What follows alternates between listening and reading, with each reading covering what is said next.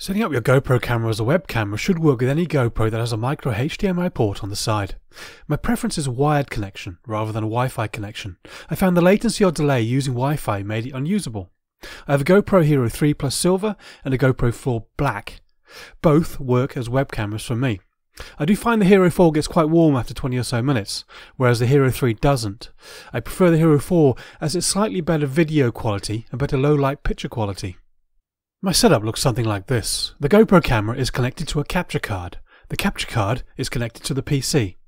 The camera is powered from a USB charger. The most important item you need to make this work is a capture device or capture card. EposVox has a good video where he reviews an inexpensive option. I haven't tried it myself, but I will link to the video in the description. The one I use is an MT-Vicky, which does support 1080p by 60 frames per second. The most important feature the capture device must have is the ability to do at least 1080p by 30 FPS. Your GoPro has a reasonably good quality video feed output. You might as well utilize it. The next most important thing you will need is a micro HDMI to HDMI lead.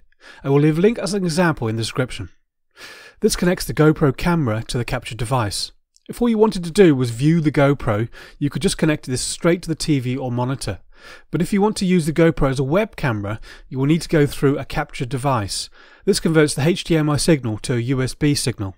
It lets the software on your PC see the GoPro as a camera input. Finally, you will need a USB cable to connect the capture device to the PC. This normally comes with the capture device and is normally a USB-A to USB-A cable. If you want to run the GoPro off mains power and not from the internal battery, you will need a USB-A to mini USB-B cable and a USB charger. If you charge the camera from the PC, the GoPro will detect it's connected to a computer and turn the HDMI output off. I have put links in the description to show as an example. There are also some settings on the GoPro you will want to change. Go to Video Settings and select Resolution. Set this to 1080p. I have heard running it at 4K can make some cameras get quite hot. Now the frames per second or FPS should be set to 30 or 60. This will depend on what your capture device will support. The field of view can be changed to wide, medium or narrow depending on your preferences.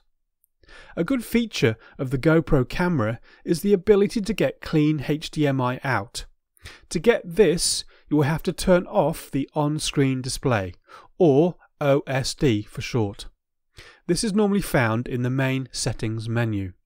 This gives you clean HDMI out, and it's what makes using the GoPro as a web camera possible. Most capture devices are plug and play, so they don't require any drivers to work. If you connect everything up and open Zoom or any other program that can use a web camera, go to the settings menu and video. You should see your capture device listed. Mine shows as FHD capture.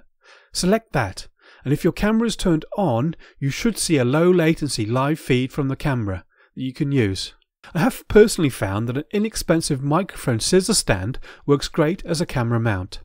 Any microphone stand will work as a GoPro camera is very light. To make this work, you will need a GoPro frame mount, a GoPro tripod adapter with a female 1/4" thread, and a microphone to camera adapter to go from 1/4" male to 5/8" female. Links in the description. I have found the audio from the GoPro isn't particularly good.